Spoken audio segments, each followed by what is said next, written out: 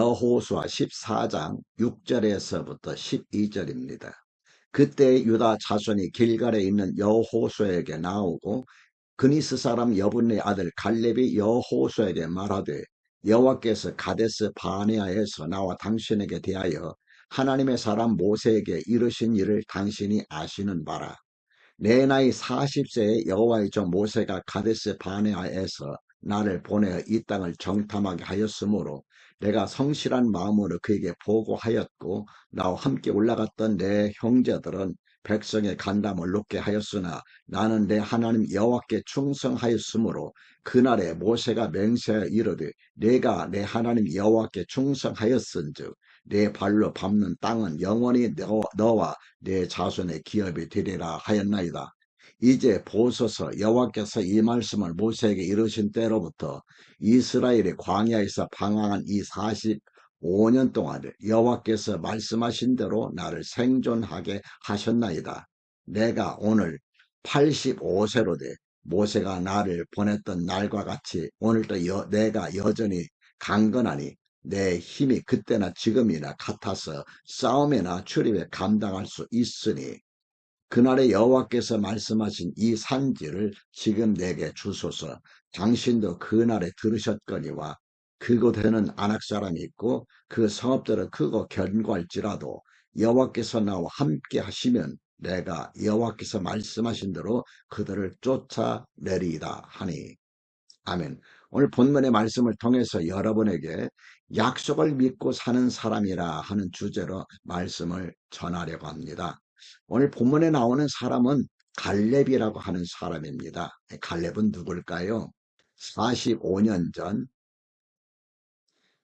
이스라엘 백성들이 가데스 바네아에 머물러 있을 때 모세가 각 지파에 한 명씩 대표들을 뽑아서 12명을 가나안 정탐꾼으로 보냅니다. 그래서 40일 만에 가나안 땅을 다 탐지하고 돌아와서 보고할 때에 10명이 가나안 땅은 정말 젖과 꿀이 흐르는 땅입니다. 그런데 우리가 그 땅을 취할 수가 없습니다. 이유가 뭐냐면 거기는 장대한 민족, 거인들이 살고 있습니다. 그들 앞에 우리의 모습은 마치 메뚜기와 같았습니다. 이 말을 듣는 순간 기대에 가득 찼던 40년 동안 가나안 땅을 향해서 참 기나긴 세월 동안 광야 생활을 했던 이스라엘 백성들은 완전히 낙심해버리고 말았습니다. 그래서 돌을 들어서 모세를 향하여 쳐 죽이려고 했다고 그랬어요. 아주 엄청난 갑자기 뜻밖의 사건이 일어난 겁니다. 하나님께서 약속하셨던 그 땅에 거인이 살고 있으니 우리가 아무리 기름진 땅이라 할지라도 그 땅을 빼앗을 수 없습니다. 그렇게 보고할 때에 백성들의 마음이 충격을 입었던 겁니다. 그런 찰나에 여호수아와 갈렙이 앞서서 뭐라고 이야기하느냐 하면 아닙니다. 그 땅은 하나님께서 우리에게 주신 땅입니다. 정말 우리가 보니까 젖과 꿀이 흐르는 기름진 땅입니다. 하나님이 우리와 함께 하시면 능히 빼앗을 수 있습니다. 백성들의 소리에 함성에 이들의 소리도 묻혀갈 쯤에 하나님께서 나타나셔서 말씀하십니다. 나에게 이렇게 부정적인 보고를 했던 사람은 그 자리에서 죽을 것이다. 그리고 20세 이상 된 사람들은 가나안 땅을 밟지 못할 것이다. 단 두 사람, 여호수아와 갈렙만은 들어갈 것이다. 하나님께서 말씀하셨습니다. 그리고 나서 이제 45년의 세월이 지나고 가나안 땅을 정복한 다음에 각 지파대로 땅을 나눠줄 때 갈렙이 여호수아 앞에 나옵니다. 45년 만에 등장하는 거죠. 나와서 이야기를 합니다. 45년 전에 내가 밟는 땅이 너의 것이 되리라고 말씀하셨습니다. 저는 그 약속을 지금까지 믿고 간직하고 살아왔습니다. 이제 가나안 땅을 분배하는데 이 헤브론 땅을 나에게 주십시오. 내가 그 땅을 정복하겠습니다. 내가 지금 나이가 85세지만은 앞장서서 정복하겠습니다. 근데 여러분, 헤브론 땅, 다른 사람들이 다 욕심내는 땅이었지만은 그 땅을 여러분 욕심내지 못했던 이유가 뭔지 아십니까? 그 땅에 장대한 민족이 살고 있었어요. 그 땅에 누가 살고 있었느냐 하면은 가나안 땅에서 가장 큰 사람들이 살고 있었어요. 거인들이 살고 있었어요. 그래서 차지하기를 원했지만 망설이고 있었던 겁니다. 갈렙은 여호수아에게 나가서 45년 전에 하나님께서 나에게 약속하실 때 당신도 옆에 있지 않았습니까? 그 땅을 나에게 주십시오. 내가 그 땅을 차지하겠습니다. 갈렙이 왜 헤브론 땅을 달라고 여호수아에게 이야기했을까요? 아브라함이 가나안 땅에 와서 처음으로 정착한 곳이 헤브론입니다. 그리고 나서 나중에 아브라함과 사라, 이삭과 리브가, 야곱과 레아가 묻힌 곳이 바로 헤브론입니다. 조상이 묻힌 그 땅을 나한테 달라 한 겁니다. 그런데도 불구하고 사람들이 이 헤브론 땅에 거인들이 살고 있었기 때문에 감히 꿈도 꾸지 못하고 있을 때 갈렙은 이렇게 여호수아에게 요구하게 되고 여호수아가 축복하면서 당신이 그 땅을 차지하십시오 하고 허락하게 됩니다. 나중에 다윗이 왕이 되었을 때 12지파의 왕이 되지는 않았습니다. 유다와 베냐민 지파의 왕이 되었어요. 두 지파에. 그때 7년 동안 나라를 다스렸던 것이 바로 또 이 헤브론입니다. 여러분, 우리가 본문을 통해서 기억해야 할 것은 이 갈렙의 마음입니다.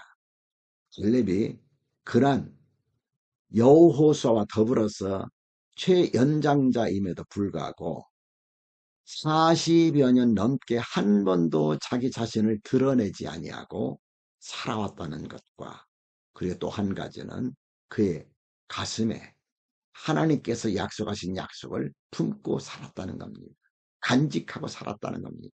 믿음으로 하나님의 말씀을 믿고 그 말씀을 가슴에 품고 살아왔다는 겁니다. 하나님께서 언젠가 약속을 반드시 지켜주실 것이다. 여러분 어때요? 우리가 살면서 하나님께서 나에게 말씀하셨을 때, 그 말씀이 내게 다가왔을 때, 그 말씀이 하나님의 음성으로 들렸을 때 여러분은 그 말씀을 붙들고 하셨나요? 그 말씀 놓치면 안 됩니다. 제가 목회를 어려움 가운데서 이겨나갈 수 있었던 것은 그때마다 저에게 주셨던 하나님의 말씀들이었습니다. 그리고 하나님께서는 제게 주신 약속의 말씀을 그대로 향하셨던 분이십니다. 신실하신 분이십니다. 하나님은 신실하실 뿐만 아니라 전능하신 분입니다. 한 번 약속하신 것을 반드시 지켜주시고 약속하신 것을 이루어주시는 분이십니다. 믿으시면 아멘 합시다. 중요한 것은 여러분과 제가 우리 마음 가운데 그 말씀을 깊이 간직하고 믿음으로 살아야 된다는 사실입니다. 하나님께서 여러분에게 말씀을 주셨다면 그것이 특별히 여러분에게 하나님 음성으로 들려온 말씀이라면 그 말씀을 간직하면서 믿음 흔들리지 말고 사시기 바랍니다. 하나님께서는 여러분에게 최고의 선물을 주시리라고 저는 그렇게 믿습니다. 이러한 하나님의 역사를 경험하시는 여러분 되시기를 우리 주님의 이름으로 축복합니다. 기도하겠습니다. 하나님 아버지, 오늘 갈렙의 모습을 보면서 말씀을 다시 한번 마음에 품고 믿음으로 살기 원합니다. 신실하신 하나님, 전능하신 하나님을 바라보면서 믿음으로 흔들리지 않고 살기 원합니다. 주님이 이루실 그날을 바라보면서 살아가는 모든 사랑하는 성도님들 한 분 한 분에게 하나님의 놀라운 은혜 역사를 허락하여 주옵소서. 하나님은 과연 신실하십니다. 하나님 과연 전능하십니다. 고백하는 고백들이 입에서 흘러나오게 하여 주옵소서. 우리 주님 예수 그리스도 이름으로 기도드립니다. 아멘.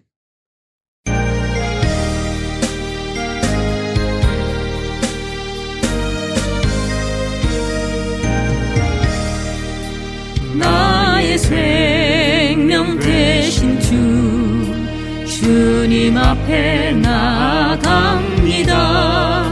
주의 흘린 보혈로 정케하사 받아주소서. 날마다 주를 찬송하겠네.